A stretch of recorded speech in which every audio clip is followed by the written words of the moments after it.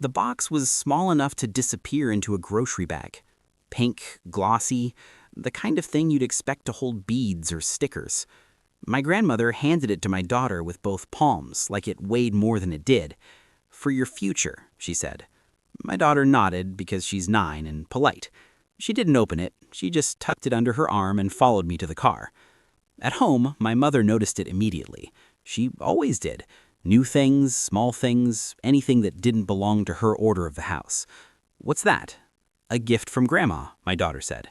My mother took it from her without asking. She didn't even look inside. She turned it over once as if the answer might be printed on the bottom, then walked to the kitchen trash can and dropped it in. "It's the old woman's garbage," she said. "We don't need it." I watched my daughter's face. There was surprise, then confusion, then the careful blankness she'd learned from living with us.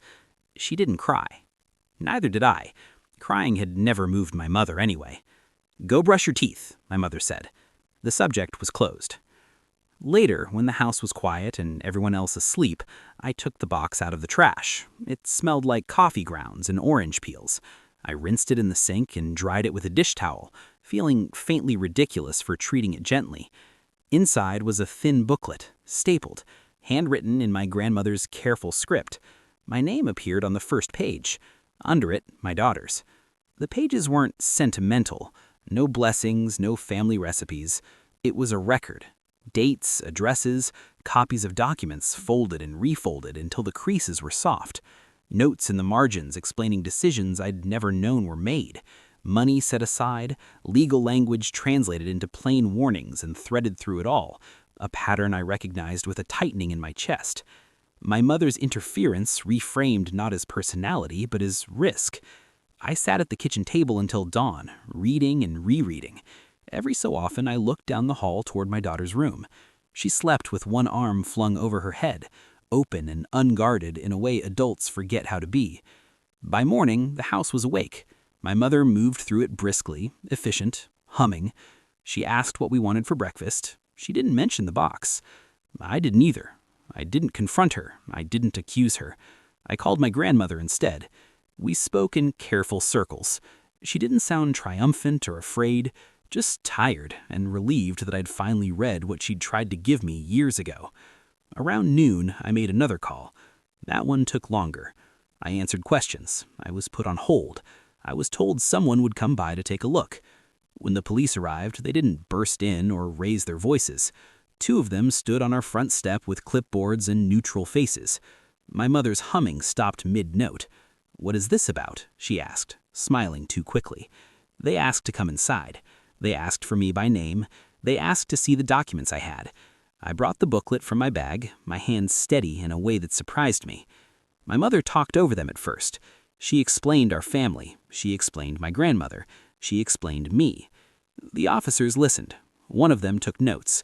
The other asked her to sit down. The shift wasn't dramatic, but it was unmistakable. The room seemed to tilt just slightly away from her certainty. Procedures replaced opinions. Timelines replaced insults. My daughter watched from the hallway. I met her eyes and nodded once. That was all. It took less than an hour. No one was arrested. No one shouted. But when they left, it told my mother very clearly what would happen next if certain boundaries were crossed again. They told me what options were available. They left cards on the table. My mother didn't speak for a long time after the door closed. When she did, it wasn't to apologize. "You embarrassed me," she said. I nodded. Not an agreement, just acknowledgement. I was past arguing about whose feelings counted first. That night, I put the pink box on my daughter's shelf. She opened it carefully, as if it might disappear again. "What's it for?" she asked. "For later," I said, "and for knowing things." She seemed satisfied with that. Kids often are. The house hasn't been peaceful since. It isn't worse, exactly, just different, more watchful. My mother is polite now in a way she never was before. The edge hasn't gone away, it's just been documented. Sometimes I think about how small the box was, how easily it fit into the trash, how close I came to letting it stay there. Quiet defiance doesn't feel brave while you're doing it. It feels like inconvenience, like waiting too long before acting.